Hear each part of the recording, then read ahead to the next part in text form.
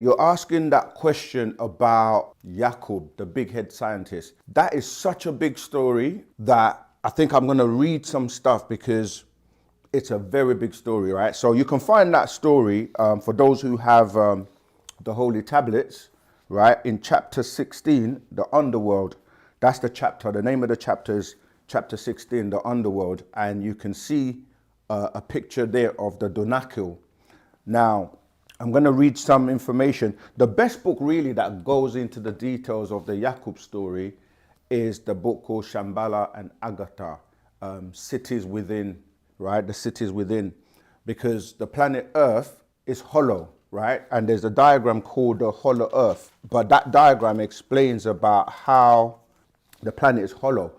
And when we say hollow, there are actually caverns. So depending on how far you're digging down into the center of the earth, there are caverns on the way. And that map called the hollow earth, you can Google it and you see it.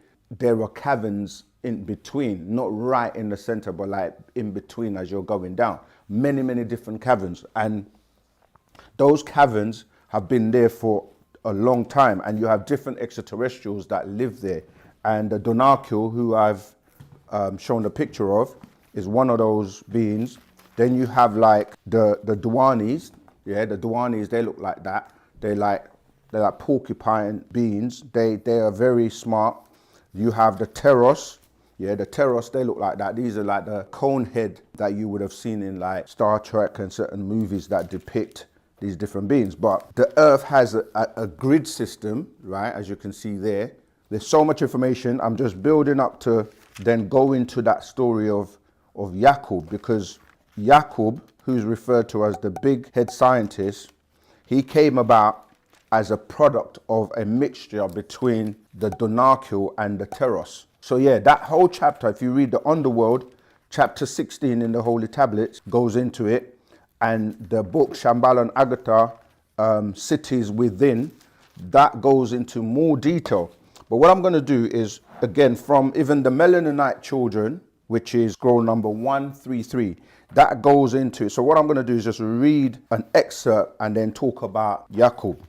All right, so the question on page 43 says descendants of the Deros, right? It shows you the Deros, which I didn't mention, but they're like the obese looking types of beings. But then there's a question. You mentioned two other groups of beings earlier, the Donakil.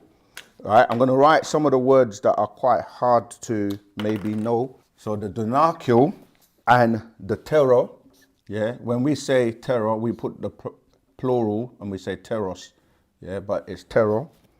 Who are they?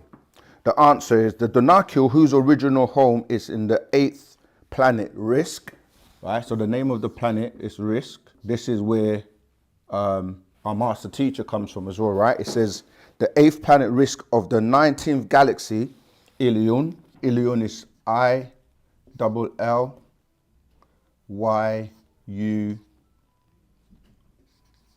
Ilion, right? That's the name of the galaxy. Have an abundance of melanin in their skin, for they are related to your forefathers, the woolly-haired beings, those who bear 9 ether, the Anunnaki, right?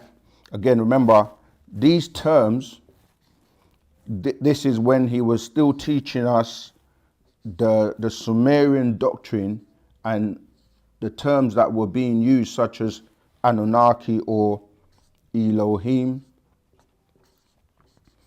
which we obviously know there are different species, and we know them as the Parnatharu today. All right, they're descendants of us. All right, who are the Shuyuk. The Shuyuk, that's spelled SHUY UKH. The Shuyuk. These are the elders, right? The elders, the Riskians. It says, we left some of our hybrids on this very planet Earth. They are your Donakil. They took up residence within Shambhala, right? So remember when I'm saying that book's called Shambhala, which actually means centered by Allah, depending on which language you're using to translate that word Shambhala. And that's the book I was referring to. Okay. The center of the earth is a special base controlled by the donacule. And just like the melanin-bearing beings of the Watusi of the planet Earth, Watusi of the planet Earth, the donacule too are tall. See, the donacule are related to what most people know as the Dongola. We'll come back to that. Right, so the donacule have very large craniums, meaning that they have very large heads, right? The Tero are also a group of benevolent beings who lived in the adjacent cavern to the donacule. The synonyms or Tero, which is the word Tero is short for integrative or constructive, are a subsurface race that usually keep the Dero in check. In order for the Tero to keep their sanity, they bore further into the earth. However, due to the crossbreeding, the Tero took on different forms, and others look so human they can come to the surface and not be noticed. Okay, so it goes on and it says, from the pictures, it appears as if they have oriental features. And then the Master Teacher BABAH YAANANAN says, allow me to explain. A lot of mixing in took place in the heaven, or what you refer to as the heaven. Actually, the Tero come from a planet called Jomon. So the Tero comes from a planet called Jomon. Jomon. Right? Jomon. In the star constellation called the Red Giant, or the fourth brightest star, simply called Arcturus.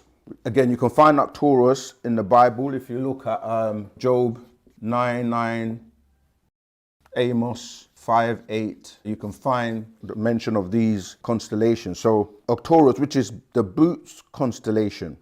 The atmosphere on Jomon contributed to their children's breathing defect, as well as congenital heart disease and poor digestive system, unstable immune systems, and are more likely to get leukemia. So people of the planet Earth normally have 46 chromosomes. However, because the Teros have 48 chromosomes, their structure is so different. When mixed with certain humans, it resulted in a defect called Down syndrome, right? So you know Down syndrome from different races, they have the same traits, where the individual, right, has 47 chromosomes. So because of the 46 chromosomes of the humans and the 48 chromosomes of the Teros, you know, you get individuals that come out and they have 47 chromosomes, and this is where the result of Down syndrome comes from. And it can be found in any race on the planet Earth. Just as the Tero has many races, the Tero that have an abundance of melanin in their skin are descendants of the Shuyuk.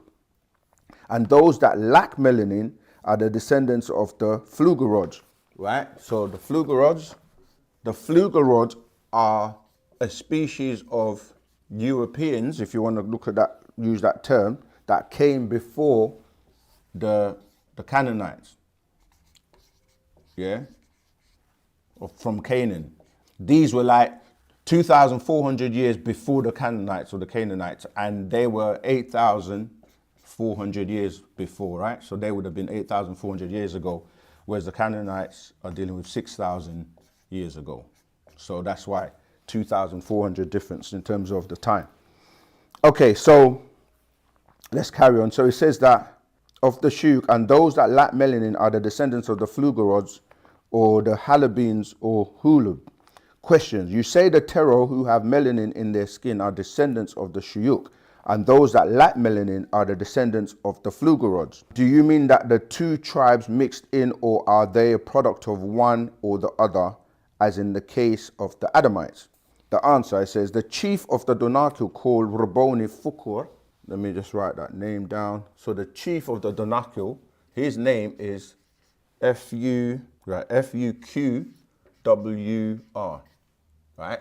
So the chief of the Donacule, that's his name, and he's the black seed, married a Tero, a brown seed chieftain's daughter named Lucianus, right? Lucianus. So that's a L. Right. So he married the brown seed chieftain's daughter named Lucianus against her will. This is where the whole story of Yakub starts from, right? So against her will, just to establish peace in the caverns. For the Donakil were being attacked by the Dero. The Dero, those are the obesity looking ones, right? So they were being attacked by the Deros. The Terror was supposed to keep the Deros under check, in controls, but they were being attacked by them, and they were very violent and destructive and aggressive. So the tribe wanted to bring about a peaceful coexistence. Thus, the chief of the Terror, whose name is Lamsa, the chief of the Terror, Lamsa. Okay, so because of wanting to bring about peace, what they decided to do is Lamsa gave his daughter to Fuqua, who's the chief of the Donakil. So he gave the daughter so that they can marry, and his daughter's name was Radia. Yeah, Radia. Let me spell her name. Radia. Right, so he gave his daughter Radia to Lamsa, chief of the Teros, to marry his oldest son named Hatif. The question is, did Lucianus have any children by Fuqua? The answer is no. Lucianus bore Fuqua no children. She, by shadow hour, left the caverns and went to the surface and sought out Fuqua's brother. Fuqua's brother's name was Yishak. People say, it became Isaac, but Yishak or Yishuk. She sought out Fuqua's brother, Yishak, and Yishak lived in the best part of the planet, the enclosed garden. She was welcomed by him, who hated his twin brother. So Yishak's twin brother was Fuqua, and he hated him. All right, so Yishak, even though he knew it was wrong to take Lucianus as his own, he did. So that's the picture of Fuqua, and I'm going to carry on. Like I said, it's a build up to the story of Yakub, and it's very important to know this background. And that's Lamsa from the Terror, all right? And I'll show you a picture of how this is all of them. So you have, that's Yishak, Lucianus, the mother of Yakub, this is where it's getting to. And then this is Radia, the daughter of Fuqua. And then you have the son, Hatif, right? Who was originally supposed to marry her, but obviously she ran away.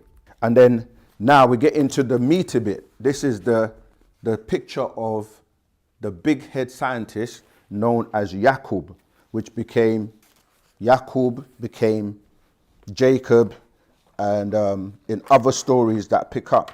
So the question goes on, it says, were they the only two children? No, Fuqua and Yishak had 5 other brothers named Amo, Hasirama, Aksad, and Tunde. All save the first 2 stayed within the caverns. But Amo, who was also a runaway, he lived 20 miles outside of the enclosed garden at the site where the bodies of Adam and Eve are buried, called Mount Arafat. There was originally a village within which an illegitimate birth between Yishak, his brother's Fuqua's wife, Lucianus, occurred. Okay, so this is where, carrying on with the story, Lucianus was mad at her father, Lamsa, for giving her away because she wanted to marry a Terror like herself. Because she was angry, she had a child by Yishak, the disagreeable, yet reformed brother of Fuqua.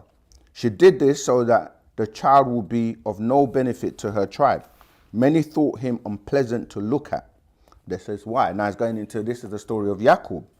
Yakub, who was born hydrocephalic, having the head twice the size of his tribe members, the Donakil and the Teros. Because of it, by no fault of his own, he got much attention. Because he had the head the size of 2 men. When he grew up, many referred to him as the big head scientist, right? So he was scorned, mocked. Thus he wanted to get revenge on his people. He owed his peculiar appearance to the fact that he was mixed for the Teros, right? Because the Teros have they have that kind of like, you know, the cone head. Yeah, so the Teros look like that with the cone heads. Yeah, and then you had, obviously the Donakil, they had just round heads, but he came out with two brains. So they already had big heads anyway. So the mixture of these two made him look different. But his wife, Lucianus, was herself disagreeable from the tribe of agreeable Teros, who had a dome-shaped skull. This combination produced the unsightful Yakub. The Teros lived in an adjacent cavern to the Donakils. The terror, Lucianus, refused to stay amongst the Donakils, for she was always teased about her cone-shaped head. Thus she came to the surface to seek out the surface Donakil. And this surface-dwelling Donakil, brother of her husband, Yishak, was abstract-looking among surface dwellers, for his cranium was extremely large. This mixture gave birth to Yakub, yet they were the wisest of the wise in that land. They referred to them simply as the aliens because of their contact with the Pleiadians. Not only did her son have a head the size of two men, but two brains, both activated by visitors from both the Aldebaran and the Pleiades. His name was called Yakub, who was also known as Yakub, son of Yishak. He is also known as Yakub, as well as Yakub Har or Yakub El. He is known as Bar Yishak. His mother's name was Lucianus, the terror of the original tribe of Lunarians, who came to this planet and lived beneath the surface. She was not in agreement with Terror marrying Donakil for political reasons. Rebellion being weak and wicked, her trials and tribulations led to her desire to destroy men. She did not know that this was prophesied by the wise 24 scientists called the Magus or the Magi, who by the stars charted this birth 8,400 years before it actually happened. He was born in his uncle's name was Ammon. Okay, let's carry on. So, yeah, in his uncle Ammon's house, right? That was his uncle Ammon's house, located 20 miles outside of Becca. He returned at age 5, determined to create a new people and teach them to rule for 6,000 years. Now, this is how he got his revenge, right? Or tried to get his revenge. What really happened was this became the opportune time for disagreeable Pleiadians to tap into his brains and inspire an unsightly thing. He was led to have faith that he could create a race of people that would rule over his own people and then the whole planet. The people around him that got ear of his diabolical plan would ask him, will these people be wicked and warlike? He simply answered, only I know that answer, you do not. He knew that he would be their God. The question is asked, when did all of this take place? Answer, he got his idea 8,400 years ago BC. The process would take 600 years, which would take him to the year 7,800 BC. Yet the cursed seed of Canaan, as I said before, that would manifest 6,600 BC according to their history. So he says, was this a creation of a new being?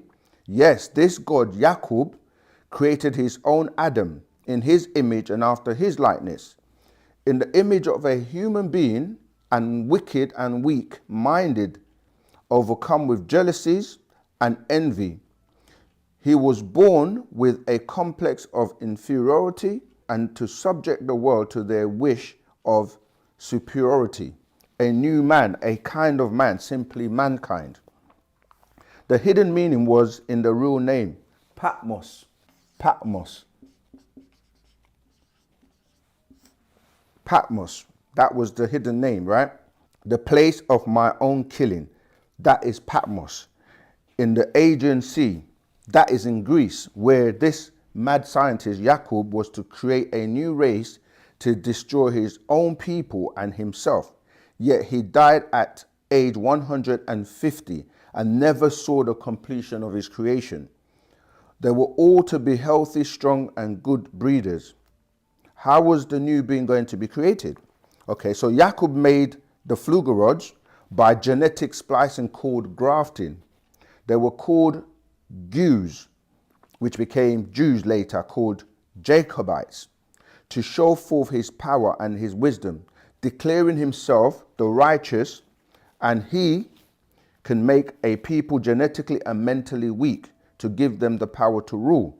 Then he intended to eliminate them to show and prove that he is God, always was and always will be. So then what happened to his parents during this time? At the age of 5 years old, Yakub was left parentless. His mother, Louisianus, overcome by grief at the remembrance of her home, Shambhala, died. His father, Yishuk, was put to death for violating the sacred oath of the Donakil by marrying Fukuas, his brother's wife. This further outraged Yakub, of course, because he was already deranged. However, Yakub had started school at the age of 4, and by age 6, Yakub was living with his uncle Amo, right? With his uncle Amo, the brother of his father, Yishwak, who himself, many years before, was cast from Shambhala for disagreeable activity. Thus, he also took residence on the surface of the earth. Yakub was living with his uncle Amo in his home 20 miles outside of Becca. So then it goes on. Why did he start school so young? Don't forget, Yakub had 2 activated brains. He was fascinated by magnetism. Yeah. At the age of 18, Yakub had already finished all of the schools of learning in his day and time. This is where Yakub was to convert the people needed for the breeding of his new race. And this is where the Nation of Islam kind of pick up about his uncle and the magnetism, right? So this was where Yakub was to convert the people needed for the breeding of his new race, in the task of making a disagreeable, wicked, and physically weak being with the ability to rule with a special kind of reversed knowledge. So in the making of this new breed of people, he would use his own genes, being he was from an original black and brown germ, the black germ from his blood, the blood of the Donakil, and the brown germ from his blood, the blood of the Terror, who had mixed with the Pleiadians long ago. For his master plan, he needed to convert loyal followers that would obey him regardless of who or what. This was executed by the loyal ones. Before this secret project could begin, there must be a great many people converted to his beliefs. So first, he traveled 20 miles inland from his uncle's house to the holy site where the tree of knowledge did sit. There he started to preach in the streets of Becca, again making such host of converts that the authorities, increasingly concerned, finally exiled him. He and a small band of his followers, the doctors, the nurses, and the cremators, crossed northward up and over the Jordan and over to Egypt, where they took ships into the Aegean Sea to await the arrival of his guinea pigs. He died of a brain tumor and an aneurysm at the age 150. One brain exploded and killed him. That's before they arrived in the journey, right? So he died before then. But his scientists were prepared. The other scientists of his day said it couldn't be done. He departed, for they planned a plan to kill him and exile his followers. However, those who supported his undertakings prepared the greatest fleet of ships to sail. Haggai, with 59,999 followers, sailed on a journey for a home in Africa, there to stay for 50,000 years or until the new cycle. The journey took him and the prophet Yakub's followers completely around the continent. So they went around the continent of Africa. All right. And then but not before there was a great falling away and dissatisfaction amongst his Yakub's followers. They docked along the shores of Africa. The original name of Africa was Nubia. They often mixed up the name Kuthites with the name Cushites. Remember, the Kuthites are where the Adam and Eve story in terms of Lilith and his father comes from. And then you have the Cushites as opposed to the Kuthites. The Cushites being Nekabe's family, Ptah and Anath. They were mixed, the Kuthites were mixed Hindus, because remember that Adam has, when you see him, he has that straight wavy hair. When Hindus having straight hair, 6 ether. These are the original black man called the Asiatic black man. Again, you can see how this is all tying into the story of diversion from the Nation of Islam. Not to be mistaken with the incarnated gods who already lived in Africa and had woolly hair, 9 ether. All along the coast, the people had black skin and straight hair, but the woolly-haired people of that land refused to mix with them, the law of Nuapu. They supplanted themselves on the seashores of Mother Africa, mixing in and taking control. These black-skinned and straight-haired tribes never ventured into the heart of Africa, but controlled the ports and the seacoast, and fathered the slave trade, right, of the woolly-haired from Zanzibar. So when you're talking about the people say the slave trade was by black people, it was originally by these black straight-haired 6 ether beings. All right, so giving the slave the original name Zinji. So when you hear the name Zinji, Zinji,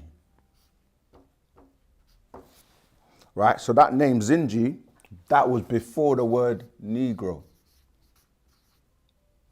right? Okay, so Nubians failed to realize, or today you say that black people failed to realize that through slavery, your minds were stripped of the knowledge and what you did have. And this was done through one type of people, the ones that call themselves the Jews, right? Today, Jacobites. So the question is asked, is it true that the Pale Jew was the first to start the slave trade in the New World? Answer, this is quite true. Jews who came over with Christopher Columbus returned with Native American to sell in Spain as slaves. Many of these Jews employed non-Jewish slave traders and dealers. The Pale Jews were the largest dealers of slaves. And it shows a picture of Christopher Columbus. Where do the British and the Dutch come into the slave trade? Answer, Jews will be Jews whether they live in England, Holland or Israel. As mentioned before, some Jews employed the non-Jewish British, Spanish and Dutch as captains of ships and for other tasks. But the Jews were the kings of the slave trade. Do not think that slavery started all of a sudden on the continent of Africa. Slavery had existed in Africa and the Middle East since ancient times. Then the Jews, not Israelites, had begun the trade.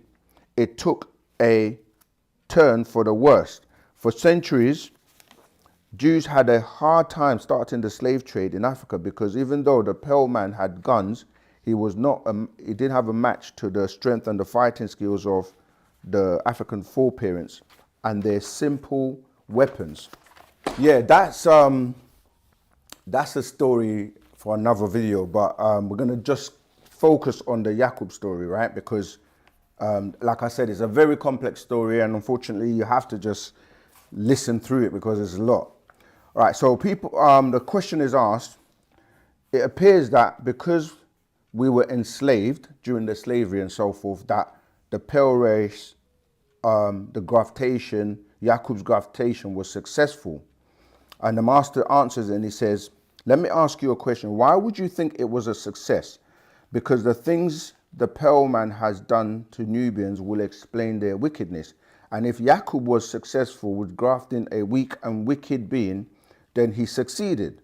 By virtue of that fact, the pale man is weak genetically because he lacks melanin, and wicked because of all he has done and is still doing to other people. You are becoming racist again. I'm trying to break that spell.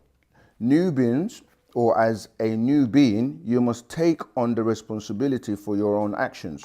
Remember that these Asiatic black men are the descendants of the Hindu, right? the demons of the Hindu, with black skin and straight hair, who had a dissatisfied nature. Evil dwelled within them. So the evil was already there. It was by the grace of their wise scientists who met with the elders of the Donakil did they decide to try to graft the evil out of their nature. The ultimate result was the Flugorods. The Flugorods came out of this genetic splicing and graftation in attempts to remove their disagreeable side. For the evil lived within these Asiatic black men, the original Hindus, since their evil ancestors came to the planet 60 and 6 billion years ago. These Hindus are the ones who converted to Yakub's plan. While living in Arabia, they became the tribe called Sheshbazzar. This is, again, you can see the tying into the story of the nation. So Sheshbazzar, B-Z-Z-A-R, right? Okay, so yeah, they became known as the tribe called Sheshbazzar, the 13th tribe known as the lost tribe of Shabazz. So this is where the word Shabazz, again, tying into the nation of Islam's teaching. All right, so named after Sheshbazzar, the scientist who carried out the graftation for this weak and wicked beings of Yakub. And there's a picture of him there, if you can see that there, that's him, Sheshbazzar. All right, so let's carry on. So many of the followers of Yakub, because remember that he died, he didn't actually live to see his mission of grafting these beings, but his scientists that were loyal, that followed him, they carried on with the experiment, which took over a period of 600 years, and many died as it was going along the coast. Anyway, many of the followers of Yakub got lost on the way. Those that survived the journey around Africa were used in the grafting and making of this new race. For any babies, this is how he did it, right? Actually, for any babies that were born with black genes, he put a pin through their brain. Then the next was the brown. They were spared to breed, so they made the red. Then the red, the yellow, and then from the yellow, the pearl. And the question is asked, how long did this take? Answer, this process took 600 years of grafting and separating. Thus, Yakub's nation was born. A ruler was set over them. She was called Europa. That's spelled, as Europe, but Europa, EU, Europa. Right? That was the ruler that was set over them. So this Europa was the empress of the land. Yet without guidance, they regressed and took refuge in a place called Pelion. I-O-N. Pelion. Right? That is the Isles of Patmos. I'll just write it here. All right, so then on up into the mountain region of Thessaly, and in the grotto or grotti, meaning caves, they conquered and enslaved the original inhabitants of that land, then called Yunnan. These savage beasts that were grafted from the Asiatic Hindu black men were nothing more than the original blonde-haired, blue-eyed, pale-skinned, melanin-lacking, grafted, disagreeable, rebellious seed of Yakub, the mad scientist. Shameless, moralless, hair covering 3/4 of their bodies from ankle to shoulder, the beast of the field, also called Behemoth. They walked on all fours and ate flesh raw, having bestiality acts. Thus the dog was the best friend. And it says, why is the dog considered to be man's best friend? And it goes on to say, because they allowed the dog to lick their leprous sores, and to this day will allow them to sleep in their bed, eat off their plates, and even lick them in the mouth.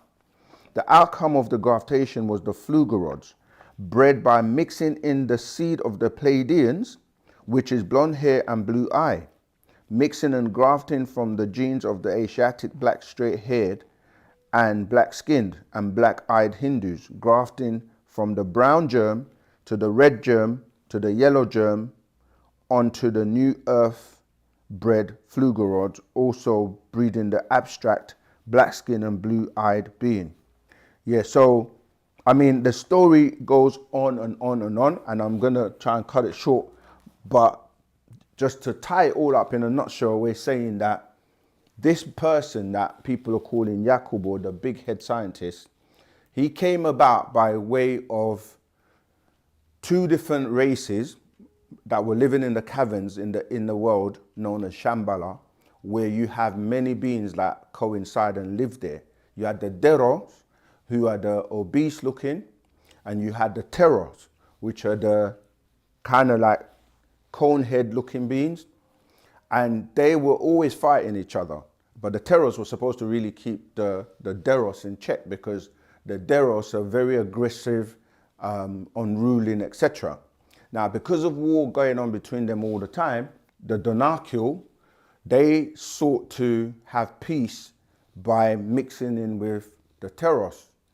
And so what they did was, gave a daughter from one tribe to the other, and that daughter wasn't happy because she wanted to marry amongst her own, which were Teros, right? The cone-shaped ones. And so she ran away. But so the mixture, the child that was born between her and the leader's brother, Fuqua brother, who was Ishaq, they produced this child that was a mixture of the Donakil, who have big heads, and the Teros, who have the cone heads. And what happened was that Yakub was the result of that birth. And because he had a big head, because he had two brains, and he was being teased by both sides, ridiculed, and he wasn't happy about it. So that there was an influence by the Pleiadians, who could actually like telepathically influenced him by controlling his brain. He was very intelligent, obviously, because he had two brains. He finished school early. And because he was constantly being teased and ridiculed, he said he's going to create a being that was weak and wicked, so that he will get his revenge and to prove to them that he was the God, because his plan was to create these beings and then kill them off after, to show that he had control over them. Now, it wasn't just overnight, because the whole plan was to take his genes and his blood and to produce offspring, which would have come from the Donakil, being the melaninated beings, and obviously with the Teros, who would produce the brown germ. And then to take that, so what happened is all the children that were born, when they came, remember, this was done over a period of 600 years.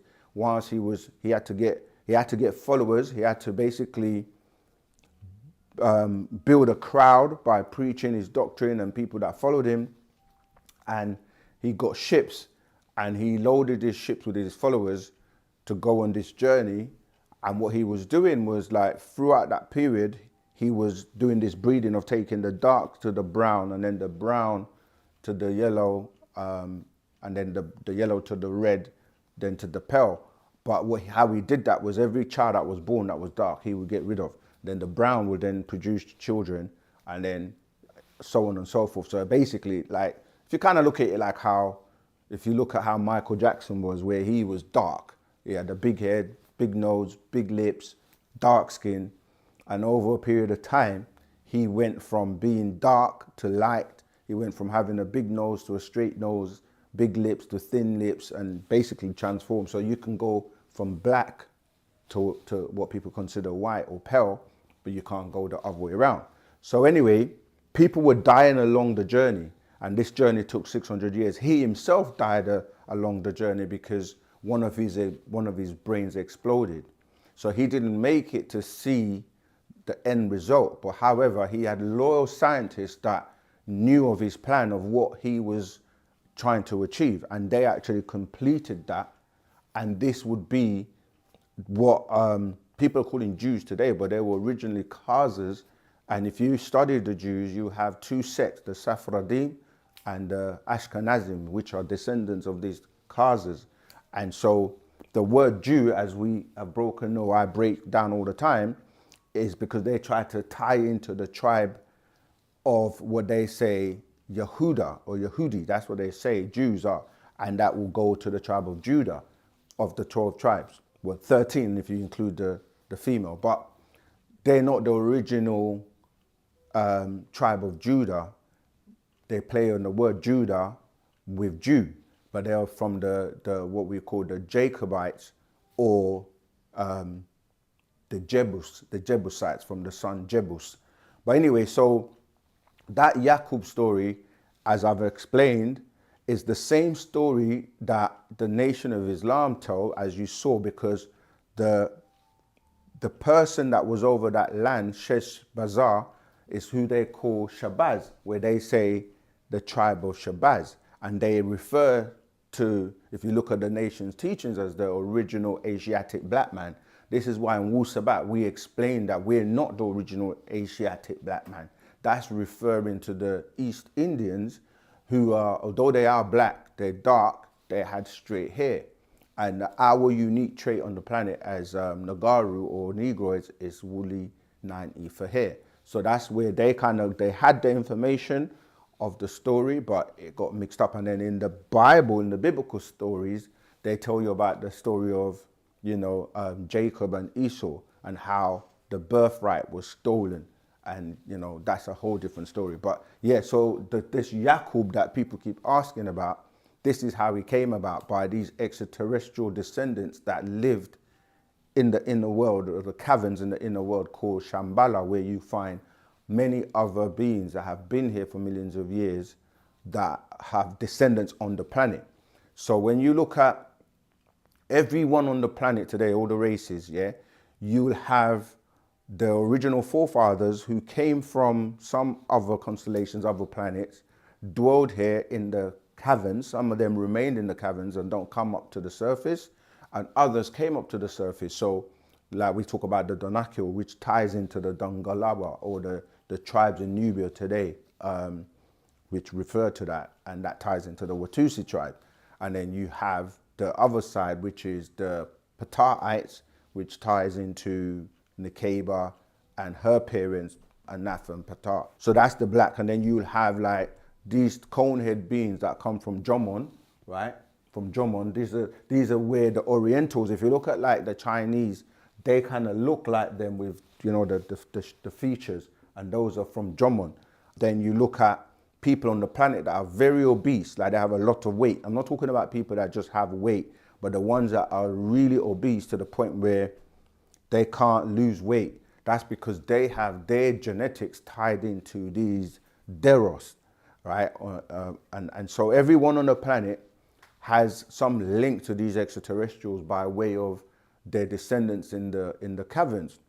And some people have something called hirsutism. This ties into those Duanis that we spoke about, or the shaggy beings that you will find in ancient Sumeria with Enkidu, for example.